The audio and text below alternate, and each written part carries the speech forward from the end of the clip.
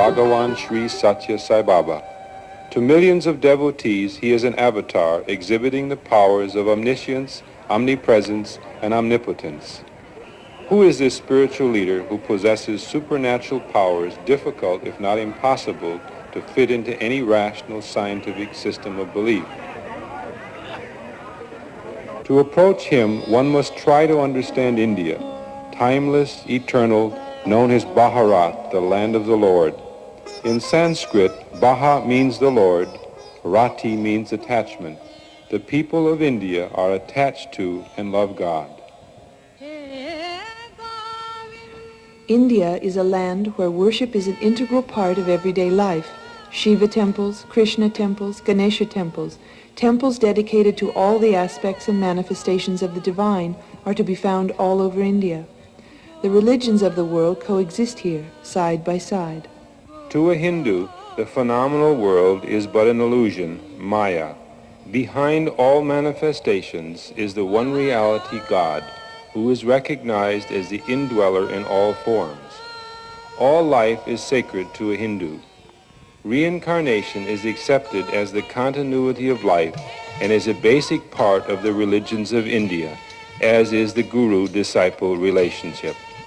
The basic texts of Indian spirituality, the Bhagavad Gita, the Vedas, and the Upanishads, sing the praises of the guru-disciple relationship. A guru is one who reveals truth through wisdom derived from direct experience. Radhe Mukunda Murari Govinda, Radhe Mukunda Murari Govinda. Bhagavan Sri Sathya Sai Baba is renowned throughout India as the Guru of Gurus, demonstrating all the qualities of an avatar. Baba said he behaves in a human way so that mankind can feel kinship, but rises into his superhuman heights so that mankind can aspire to reach the heights. Realizing the Lord within you as the motivator is the task for which the avatar comes in human form. My acts are foundations on which I am building my work, the task for which I have come. All the miraculous acts which you observe are to be interpreted so. This form bears the name Satya, truth. I can lead you onto the truth from which you have strayed. I have come to re-establish the rhythm of righteousness in the world. దివ్యాత్మ స్వరూపులారా త్రిగుణమిళితమైనటువంటి ఈ ప్రకృతి యందు ధర్మ for the protection of the virtues, for the destruction of evildoers, and for establishing righteousness on a firm footing, I incarnate from age to age. Whenever Ashanti or disharmony overwhelms the world, the Lord will incarnate in human form to establish the modes of earning peace.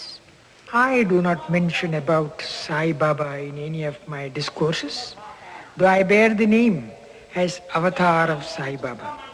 I do not appreciate in the least the distinction between the various appearances of God. Continue your worship of your chosen God along the lines already familiar to you. There is no need to change your chosen God and adopt a new one when you have seen me and heard me. There is only one God, is omnipresent. There is only one God and He is omnipresent. There is only one religion, the religion of love. There is only one caste, the caste of humanity. There is only one language, the language of the heart. Satya Narayana Raju, known as Sathya Sai Baba, was born in the village of Putterparthi, South India, at sunrise on November 23, 1926, to a pious middle-class family. Sai Baba has said that he knew even prior to his birth where he would be born. He has also said that he was born with all the miraculous powers which he is now manifesting out of his will. The child became the pet of the entire village. His charming smile attracted all. He was called by the neighbors a Brahmajani, a realized soul, because of the love he showed towards all creatures and his insistence on a vegetarian diet. He never seemed to suffer pain and was known to tell the truth always. The children of the village called him Guru during the time he attended a one-room primary school. He was noted for composing devotional songs at the tender age of 7. At the age of 10, Sathya formed a bhajan group of 18 boys to sing songs of love and devotion to God. The group became famous in the area and was invited to many villages to perform.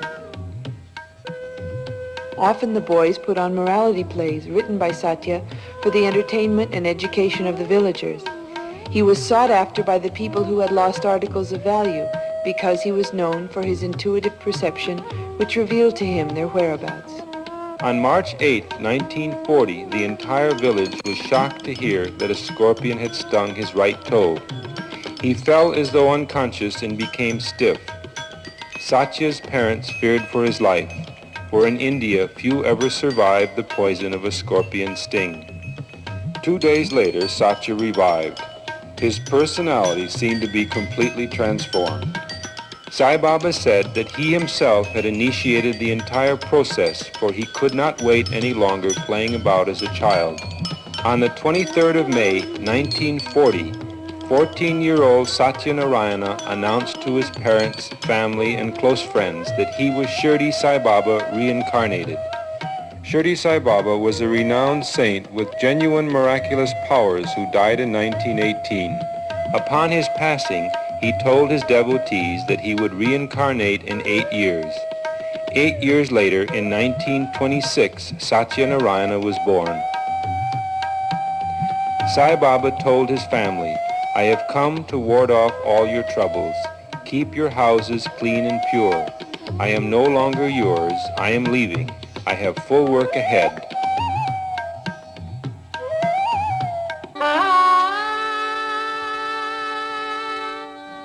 Sai Baba's devotees grew steadily in number.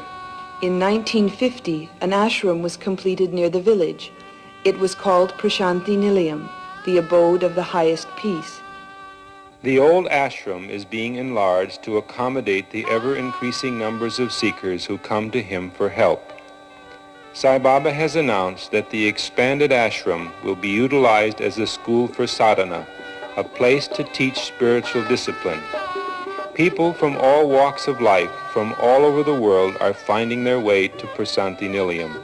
Sai Baba daily walks among those who gather outside the prayer hall to receive his darshan, spiritual blessing.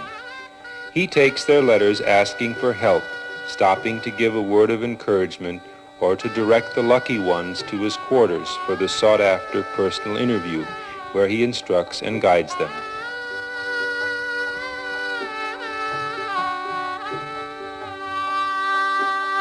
Sai Baba says, when a sick person comes to me, I give him something.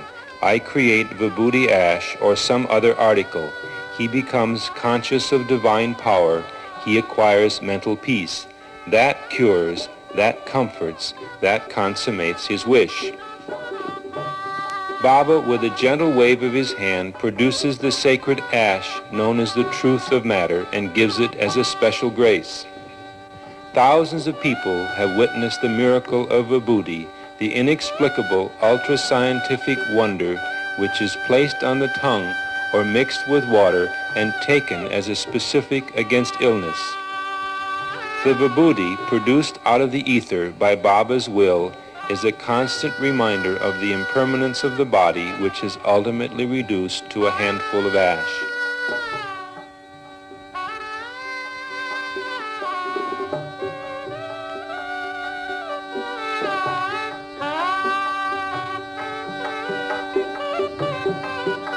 Scientific genius and research have unlocked the enormous power inherent in the atom. We have witnessed the dawn of the atomic era, the beginning of the space age. Now, many new research programs are underway to explore the outer limits of human consciousness. ESP, psychic healing, Carolyn photography, telekinesis, and other startling phenomenon are being studied. Can science shed light on Sathya Sai Baba's power to materialize physical objects at will? By a wave of his hand, Sai Baba materializes a pair of rings for the housewarming ceremony of Joel and Diana Reardon behind Swami's residence at Vrindavan. Baba says this about these manifestations. As the intention of the will arises in the mind, the thing is made. It is ready when I want it. The moment it is willed, the thing comes to hand or happens where I will it to happen. People come to Sai Baba with illnesses of infinite variety, each one asking for his help. Knowing the past, present, and future of each one, Baba is able to help and heal them as their karma allows. He manifests special vibhuti ash which he directs them to place on their tongue. Is science able to explain with its logic this manifestation of power which in a religious context would be called miraculous? At Vrindavan, home of the Sathya Sai Baba Arts and Science College for Boys, Dr. S. Bhagavantam, former scientific advisor to the government of India, speaks about Sai Baba. As a scientist, are you skeptical at all regarding Sathya Sai Baba's so-called divine powers? Oh, you can talk of skepticism only when you have in mind the miracles that he performs. Surely, when one talks of divinity at a higher level, at least in this country, the miracles do not constitute the primary aspect of that, although they have their own value. But Swami's divinity is evident in so many other ways. If you spend some time with him and talk to him, the way he expounds the most abstruse parts of Indian philosophy, the way he expounds scriptures, the texts which even learned people find it very difficult to expound. Mind you, Swami had never been even in a school and never had a chance to study these things in the ordinary orthodox way. Where does he get all the strength and knowledge and power? And how does he get all the energy which he shows, much more than anyone else? How does he do all this? This is simply being, if not divine, at least superhuman. But when you spoke of skepticism, I think you had in mind only the miracles and so on which he often shows. These miracles are only to attract people, but once you go into his orbit, you clearly, repeatedly see his divinity. There's no doubt whatsoever on that.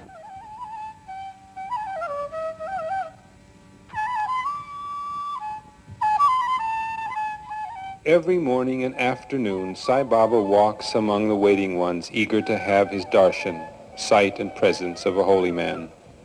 It is said that this is the first time an avatar has walked so freely among all men. Sai Baba preaches no new message, but echoes the teachings of Vedanta. His message is also basic to Buddhism, Christianity, and Islam. There is only one religion in the world, the religion of love, he often declares. And like Jesus in his greatest commandment, Sai Baba also stresses the necessity for demonstrating this love through active service to one's fellow man. Religion which does not manifest itself in acts of love, generosity, self-sacrifice, and compassion is no religion, says Baba. His own life illustrates his teachings. It is a continuous outpouring of devoted service in which personal convenience, comfort, privacy, leisure, and sensuous pleasure play no part. It is impossible to understand or explain the meaning and significance of Sai Baba. There can be no possible means of approach to this manifestation from the stage which we can attain. This is an incarnation which is beyond anyone's comprehension.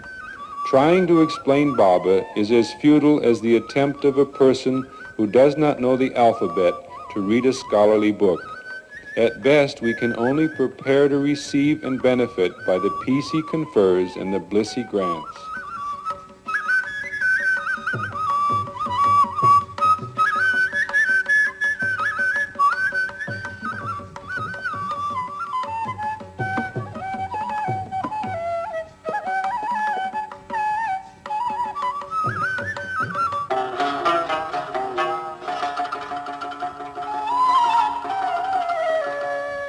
Prashanthi Nilayam is attracting visitors from all parts of India and from most foreign lands eager to have Sai Baba's darshan.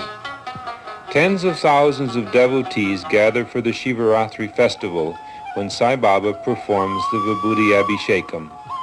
In his discourse, Baba tells the audience that you have come to get from me tinsel, pedicures and promotions, worldly joys and comforts. Very few of you desire to get from me the thing I have come to give you, namely liberation itself. Your worldly intelligence cannot fathom the ways of God. He cannot be recognized by mere cleverness of your intelligence. You may benefit from God, but you cannot explain him.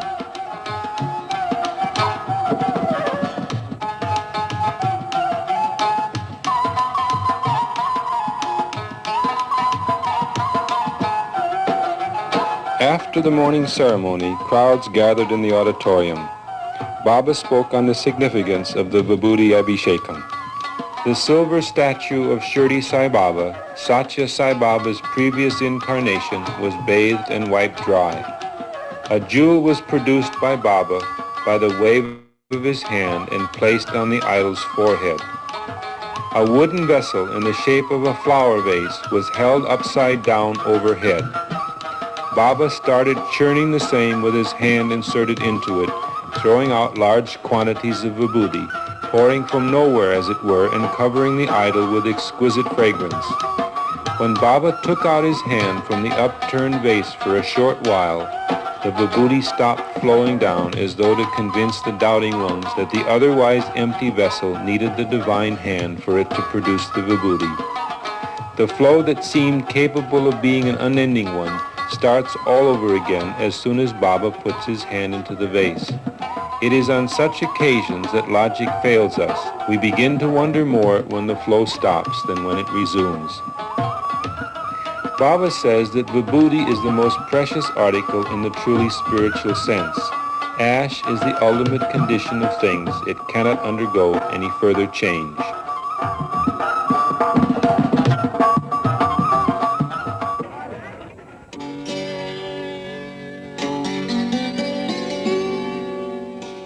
Near Mysore, at Sri Rangapatnam, there is a small temple devoted to Sathya Sai Baba. The temple was built by Haligappa, who had been a thief.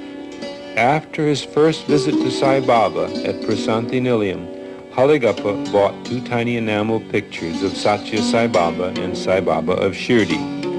By the time he returned to Sri Rangapatnam, both pictures had begun to produce amrita, an ambrosia known as the nectar of the gods. What you are seeing is the spontaneous manifestation of this amrita from the enamel pictures. Haligappa now keeps them in a quart jar which daily fills up with the sweet nectar. He gives the amrita freely to all who visit the temple.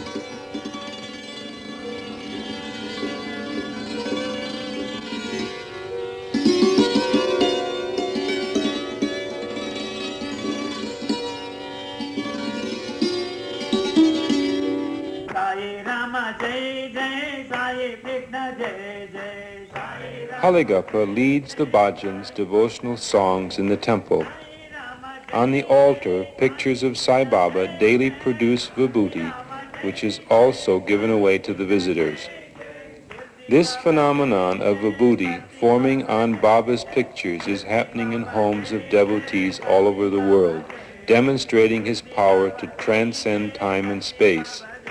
In this and other ways, Baba makes his presence felt whenever and wherever he wishes.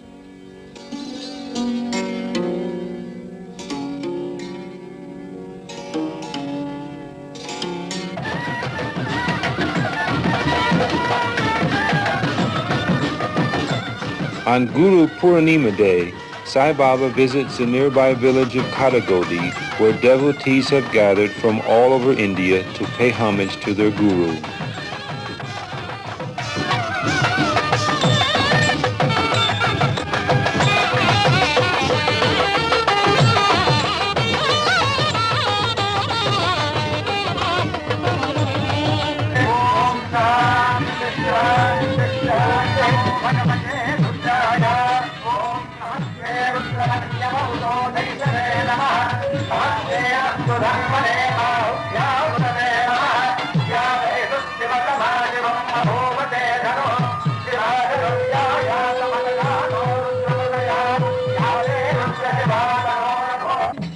Each summer, Sai Baba invites more than 500 college students from all over India and the West to an intensive one-month course in spirituality and Indian culture.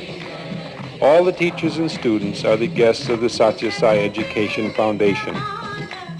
The Foundation's immediate task is to raise the level of spirituality throughout India by educating her children.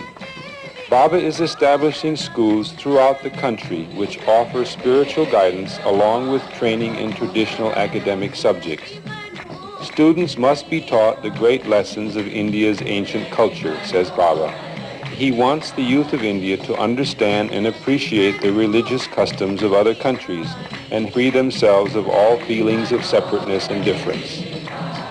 On this graduation day ceremony, Professor V.K. Gokak, former Vice Chancellor, Bangalore University, head of Sai Baba's educational system, speaks about Sai Baba. Bhagavan himself has said that the first 16 years of his life were spent in Bala Leela, playing divine pranks as a child.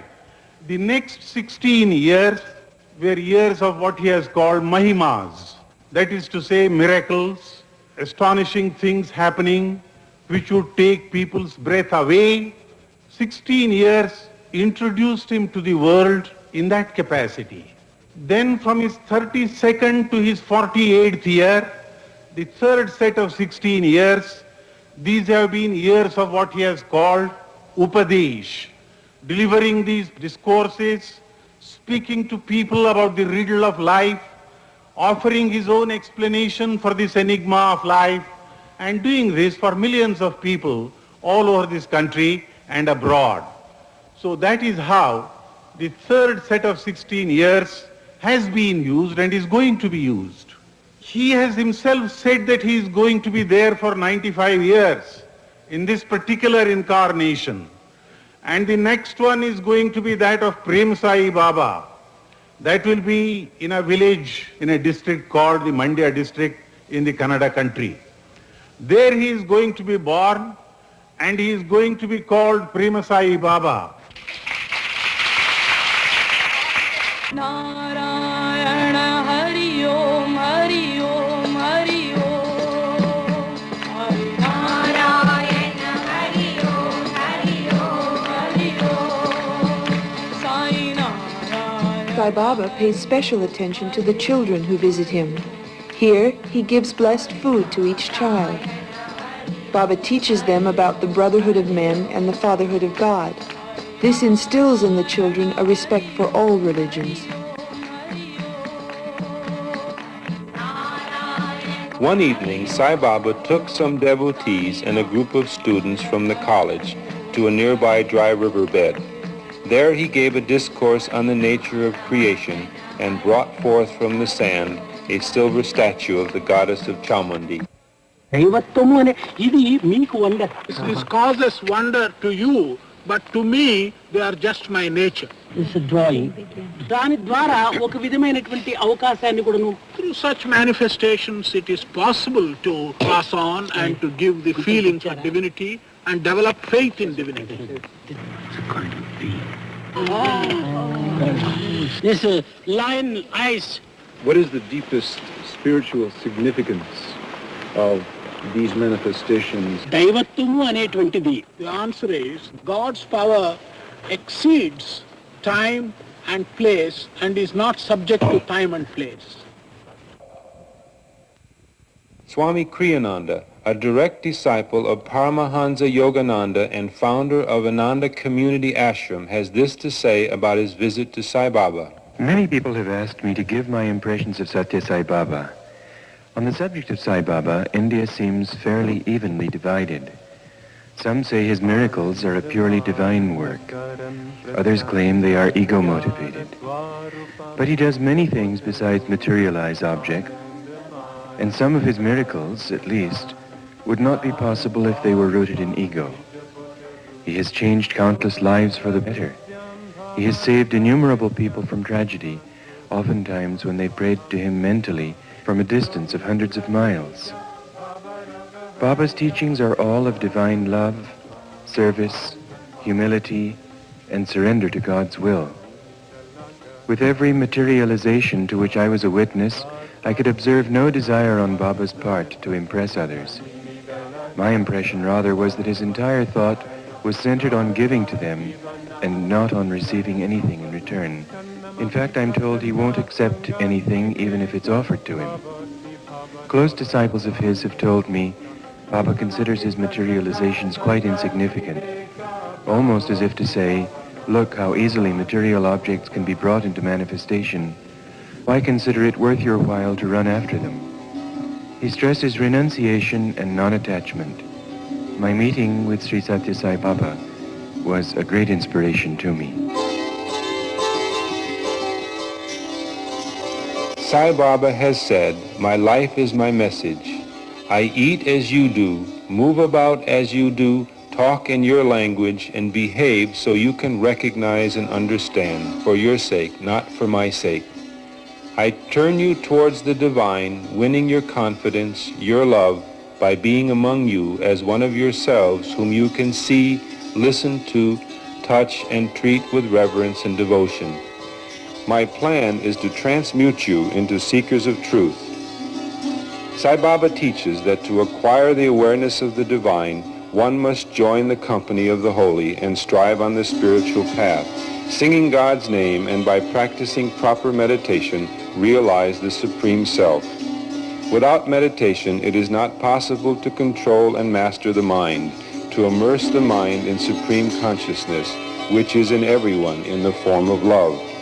Surrender to God means to leave everything to His will, and is the highest form of divine love.